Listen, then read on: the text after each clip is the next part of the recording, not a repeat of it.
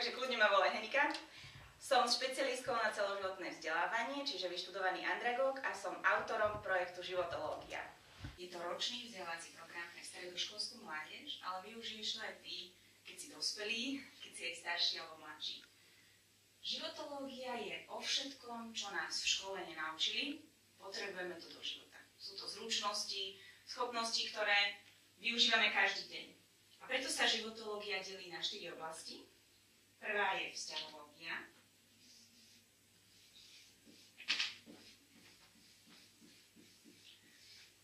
Tu sa učíš o vzťahoch, tu sa veľa naučíš o vzťahoch s rodičmi, s prvými láskami, v partnerstve a o vzťahoch v kolektíve. Potom je karieristika. V tejto oblasti sa naučíš prísť na to, že v čom si skvelý.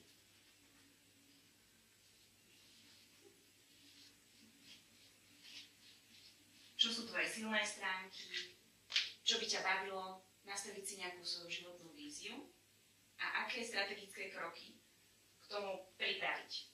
Potom je zdravíčko. Naše zdravie je veľmi dôležité. Nielen mentálne, psychické, ale aj fyzické. Takže touto oblasťou, týmito všetkými oblastiami sa zaoberá zdravíčko. A posledná veľmi dôležitá vec je tzv. Vnútroveda, kde sa naučíš všetko o sebe, o tvojej osobnosti. Kto som, kde sú moje hranice, čo je moja silná stránka, čo je moja slabá stránka a čo mi robí zle a čo mi robí dobre. Na týchto 10 lekciách dostaneš 10 úloh, kde spoznáš samého seba, nastavíš si svoj život, tak ako chceš, upravíš si svoje kroky a naučíš sa praktické zručnosti, ktoré využiješ vo svojom živote. A počas týchto 4 oblastí ťa prevedú naši team mentori, ktorí sa stretávame so stredoškolskou mládežou. Napíš si prosím ťa odpovede na 3 otázky, zamysli sa. Prvá otázka je, čo mi spôsobuje radosť. Čiže, čo mi robí radosť? Mne robí radosť napríklad čítanie kníh, bicyklovanie a čas s mojou rodinou. Napíš si, čo tebe robí radosť. Dobre?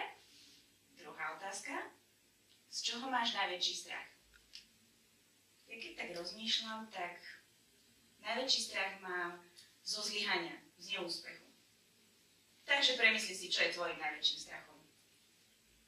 A tretia otázka. Čo by si chcel zmeniť teraz vo svojom živote? No, ja by som bola viac času, by som chcela tráviť so svojím partnerom. To by som chcela ja zmeniť. Takže veľa šťastia pri plnení tvojich úloh a vidíme sa v nasledujúcom videu.